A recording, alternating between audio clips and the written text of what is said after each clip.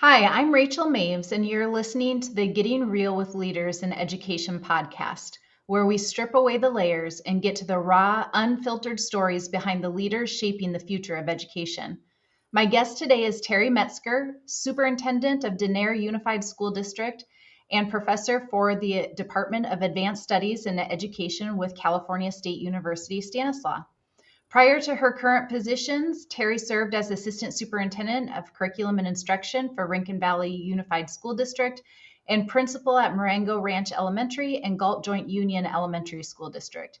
Terry is a seasoned, dynamic leader with over 3 decades of experience in education. Terry, thank you for joining me today at the Getting Real with Education Leaders podcast. Thank you for having me. So 3 decades, huh? Over 3 decades. Over 3 decades. I mean, that's significant, friend. It is. And you bring such a wealth of knowledge and experience. Talk about getting real. I'm not far behind you. So, Terry, we want to start really just by giving leaders in education the opportunity to tell their story about why. Why did you choose a career in education? Did I choose it or did it choose me, right? That's always the question, I feel like, with education. So I didn't actually set out to be an educator. I was going to be an attorney. Really? In high school, like I knew I wanted to be a lawyer. That was the way I was going. I already knew where I wanted to go to law school. I had my whole career planned out. And then I clerked in a law firm. And I was like, I don't know about this. And but then it really was like, okay, so if my dream isn't what I think it's going to be, then what is it going to be? And so at that point, as a young mom, young person in college, like had to figure out, so what is my passion? What do I believe in? What, kind of that existential crisis, right? Of the early, of your late teens and early 20s, where you're like, what does it all mean? And so I had been a swimming instructor and a lifeguard all through high school and into college. That's how I kind of was paying my way, and just really found out, really kind of got in touch with, well, I really enjoy that. I really enjoy teaching. And so what does that mean for me? And then having a conversation with my husband about, okay, this big dream that I've been talking about, it's not really my dream anymore. And I want to change gears. And so started taking courses and connecting with other people who were getting into education, and found my people, right? Found those people that kind of believed in something bigger than ourselves. Yeah. I think that was really where it started. And then, so I was going to school, and then I began working in after school programs, right? So I was a teacher in a school age after school program. And then within the same nonprofit organization, ended up moving into preschool and kindergarten grade level or age level. And really found like, oh, this is what I want to do. This is where I want to be. So, and again, for the same reason, like making a difference in people's lives, just working with kids and watching the light bulb go off and all those things that kind of fed me and made me feel like I was contributing to something. Yeah. So fast forward, I finished my credential. I started teaching middle school, ended up moving on to elementary school, not because middle school was bad, but because I kind of had this passion for the upper elementary grades. And I did that for a while, I don't know, 8-9 years, I guess. And then decided, oh, well, maybe I can make an impact in a different way if I become a vice principal or a principal, right? If I could run my own school. And so went back to school for my admin credential, got a job as a vice principal and then a principal of an elementary school, same school, 14 years, which was amazing, by the way, because you develop these really deep relationships with families, people whose oldest child there was a kindergartner when I started, and then their youngest child was a 6th grader when I left, so been in You the, become part of the community, right? yeah, I yeah, mean, that's yeah, exactly a right. whole different And way. so it really, for me, it feels like every point in my career has been this. I don't want to say it's a push pull. It's kind of maybe it's a pull together of making a difference and being part of something so fulfilling me, making a difference and being part of something bigger than myself, making an impact in the world. So after being a principal, I started my doctoral program, found out that nobody goes into a doctoral program thinking things are going to stay the same. So, right at the time that Common Core came on the scene, I decided I was going to be an assistant superintendent of curriculum. So that Perfect was great. timing.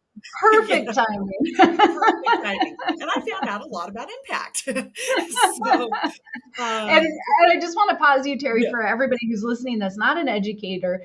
I mean, when the Common yeah, Core came, it was a massive shift in how we thought about instruction because yeah. it really wasn't about the memorization of discrete items of content anymore. It was the skills and the deeper understanding and the ability to apply this across Mhm. situations and in real world context. And it really shifted education. Yeah, it was the largest educational reform in 50 years, right? Like Right. huge.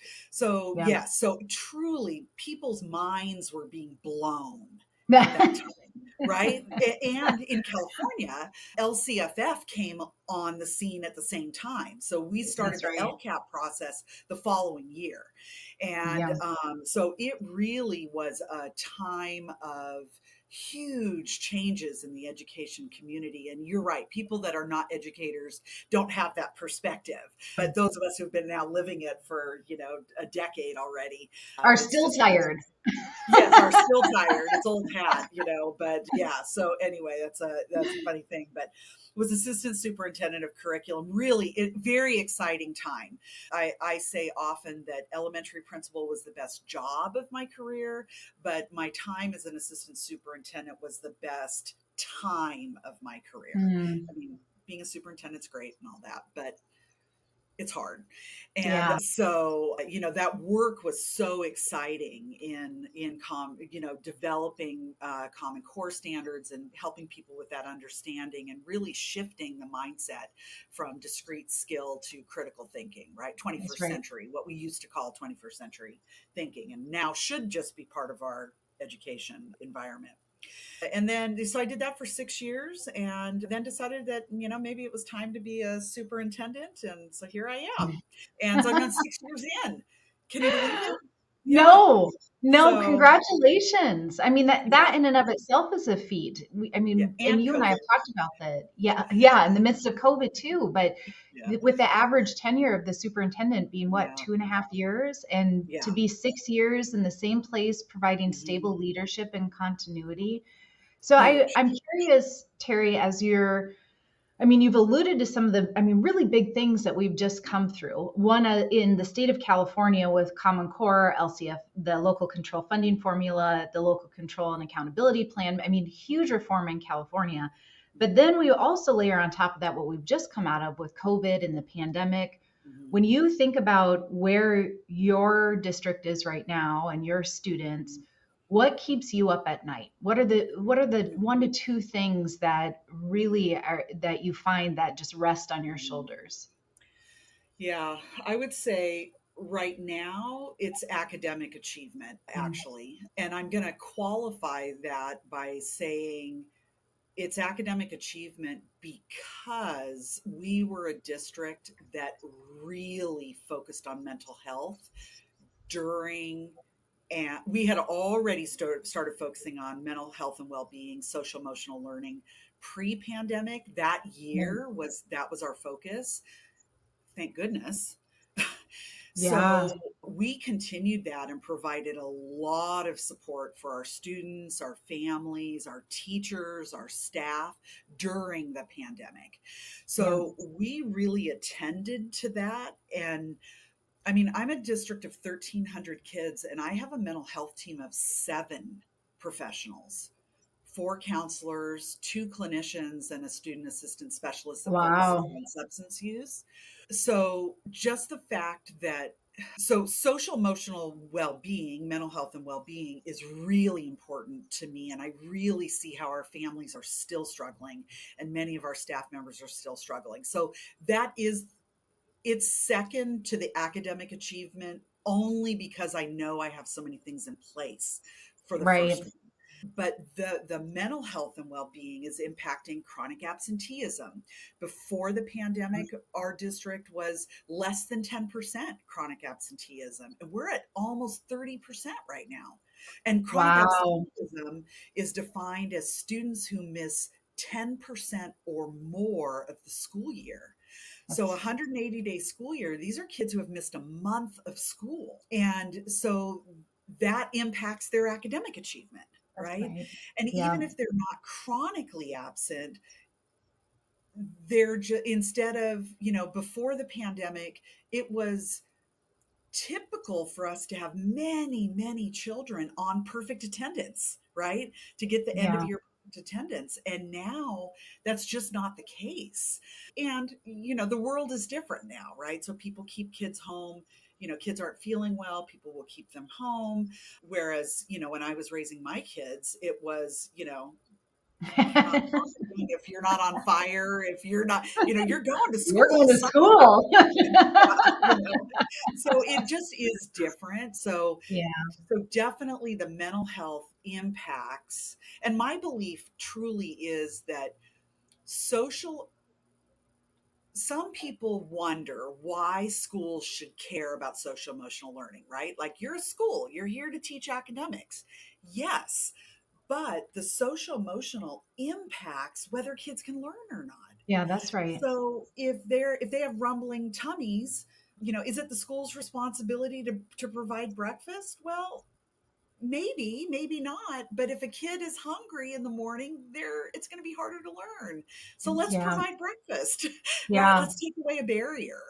And so it's constantly, and that's what I see at the superintendent level, is I'm constantly navigating the social emotional, or sorry, the social political context, right? I'm in a Yeah. very conservative community where but they're very supportive of the school system and believe the schools focus should be academics. So why are you providing free meals for everybody? Why are you providing family life education? That's the parents' responsibility. Why are you doing all these things that are not academic? Yeah. And aside from the fact that there are some legal things that people may not understand, there's just the compassion of not every parent can provide a nutritious breakfast for their child in the morning. Yeah. And that child deserves to learn just as much as the kid who got a nutritious breakfast. So how do we do that? So really those two things: academics, social emotional well-being of kids and families, and they're directly connected. Yeah.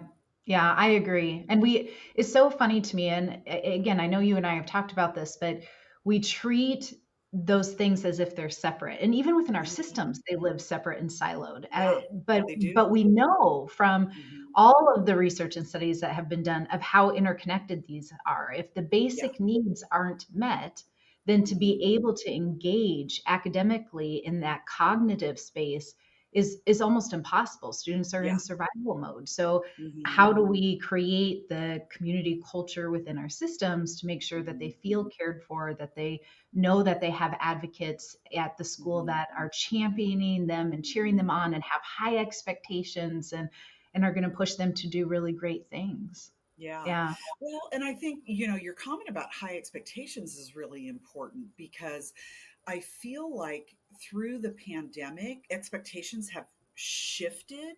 Mm, And we want adults to be empathetic, but not enablers, that's right? right. And so we can't discount that for many children and many families and many teachers, the pandemic was traumatic.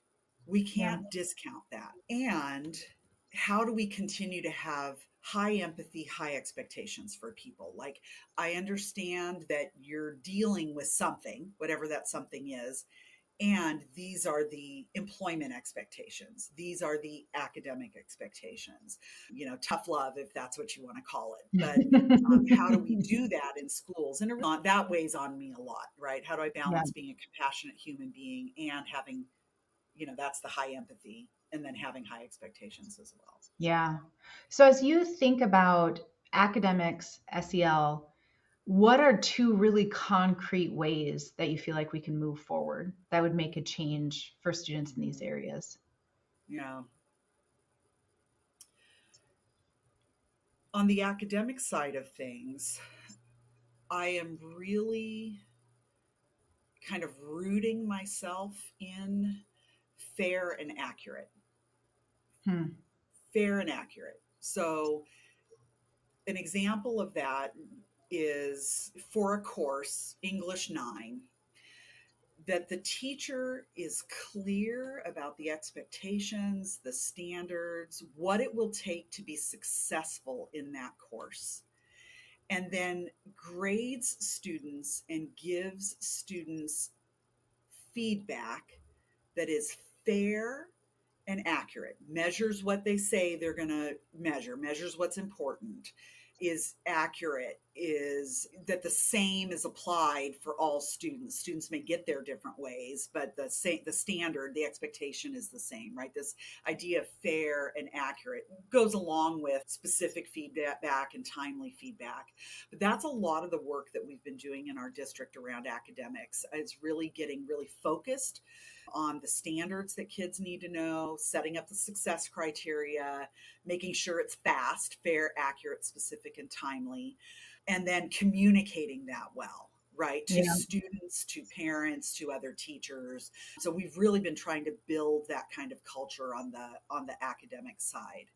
And I think that can permeate from the very littles. In preschool, we should be clear with how we're measuring success in preschool all the way through graduation. So I think that can go across the system, and that's a pretty concrete, and that's all based on the work of Dr. Doug Reeves, right? So that's concrete, lots of research out there to support it, and it's something, I don't want to say easy, simple. It's a simple shift that systems can make. Not easy, but it's straightforward Yeah. in doing it. I think on the social emotional side, I can say developing an MTSS, multi-tiered system of support that really gives kids the support they need for where they are. So tier 1 support being everybody learns about how to manage their feelings, everybody learns how to manage conflict, everybody learns some life skills, let's say.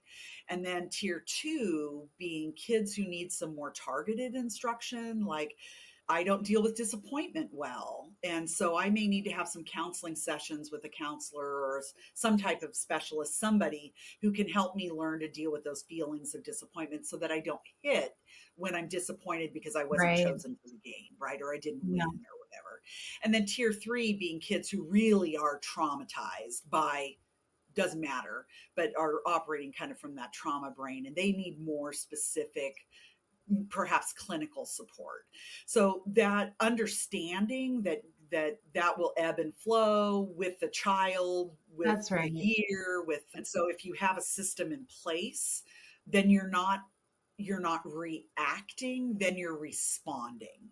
You know what the response is when a child has this type of symptom or this type of a behavior. You know where they fit into that system of support. Yeah. I think I would add, though, on a practical level, that this is a time that systems should be really checking in on their teachers. Teachers are Yeah. not okay right now. I'm really finding that my teachers that held it together through the pandemic are having a hard time holding it together right now. Yeah. And it's that chronic acute stress, right? People don't realize, unless you lived it, people don't realize that education was truly turned upside down. Teaching on Zoom is a 180-degree different beast than teaching in the classroom. And teachers on a dime flip their entire curriculum to try to teach 20, 30, 38 students online. And they did that in some fashion for if they were lucky, 1 year, many teachers for more than 1 year, Yeah. teaching both fully online and then hybrid, right? With some of your kids attending online and some of your kids in person. And that's a different beast altogether. So teachers are really struggling right now. They're struggling with student behavior too, students who are kind of learning how to be students again. The recovery is taking longer than we thought. That's right. Well, and I think that we forget that piece because, out of sight, out of mind, Hmm. where, okay, we're back or operating as normal. We have the Hmm. same structures in place that we had before. But then there is this ripple effect and impact that the Hmm. pandemic has brought with it. And Hmm. as educators, our work isn't done. I mean, Yeah. there's still this huge lift, and there's a different type of urgency, I think, Hmm. because we've seen, I mean, we've had persistent opportunity gaps in education for years. Yeah. And those gaps are now even exacerbated. Yes. And we have a short amount of time with a number of those students. So Hmm. what do we need to do to really supercharge the system to be able to Hmm. meet those needs so that we don't end up with lost generations that Right. as they leave are trying to figure out, like, what do I do now and how do I move into this space of either college or career and have those Hmm. skills. So Yeah. it's, yeah, there's a lot still going on in Hmm. education, that ripple effect. Yeah. And we know from research that catch up, right? That it takes, about between 30 and 60% more effort to remediate students. So that's all in the grade retention research, right? Like that's why we don't retain kids, because it doesn't pay off. It's not practical. It doesn't, there were people at the beginning of the pandemic that, or at the, as we were coming out of the pandemic, that said, just make everybody repeat the grade they just did. And it's like, but that's not the answer. That sounds like a good solution in theory, Oh but boy. that's not the right answer. So how do we catch up? We have kids who missed fourth grade. They had fourth grade online, and then they were in fifth grade, and now they're in sixth or seventh grade, right? As they go on, but they do have these holes, they have these Yeah. gaps. So what Yeah. is it that you do? How do you identify the gaps? How do you remediate the gaps? And that, I think, that's the opportunity of AI. That's the opportunity of online platforms that can help us if we're strategic about it. They don't replace the teacher, but they can fill the gaps that for whatever reason kids didn't get Yeah. during the last 3-4 years of crisis in education. Yeah, yeah. So our final question I want to wrap up with, Terry, and it really is just meant to be kind of a thought to ponder for those who tune in and are listening. What question in education are we not asking that we really should be? I actually think it's a question that has been asked over time, but I don't think we give it enough attention. So, and it has to do with when kids leave our K-12 system, what really are we preparing them for? Mm, Right? Like, really? We throw around college and career. We want kids to be college and career ready, but some of those careers haven't been invented yet, right? Like we've seen over the past 3 years how technology, right? Like through the necessity is the mother of invention. So DoorDash and all of those things, right? And like during the pandemic, online ordering, online shopping, right? How those all skyrocketed and created a whole bunch of new jobs. And here we are, the teaching staff, the instructional staff, the instructional leadership staff, we're all a product of what we were trained for. I don't know. yeah, It's kind of rotary this paradox. phones. Yeah, yeah. So I think really it's everybody's talking about AI right now, artificial intelligence, and I think we should be talking about it. But I think there's a bigger question behind AI, which is really like, so at the rate that AI is growing, what does that mean for our kids who are currently in sixth grade? That's right. So when Yeah. they graduate 6 years from now, what what are their careers going to need? What do we need to prepare them for? There are some hard skills and there are some, we call them soft skills, but they're really necessary skills. So critical thinking and creative thinking, when we think about the C's, the 21st century learning, the 4 C's, right? Hmm. That creativity one, I think, is going to end up being necessary in this Yeah. next phase. Yeah. I So agree. that's what I would say is, yeah, I think about it all the time. Yeah. Like, you Yeah. know, because you always wonder, are you doing the right thing by The right kids, right? thing. You require Yeah. them to take such and such a class.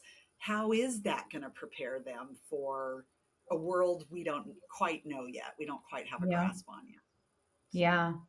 Well, with yeah. that, I want to just say my guest today has been Terry Metzger, Superintendent of Denair Unified School District. Thank you, Terry, for joining me today on the Getting Real with Leaders in Education podcast. Yeah. Thank you for having me.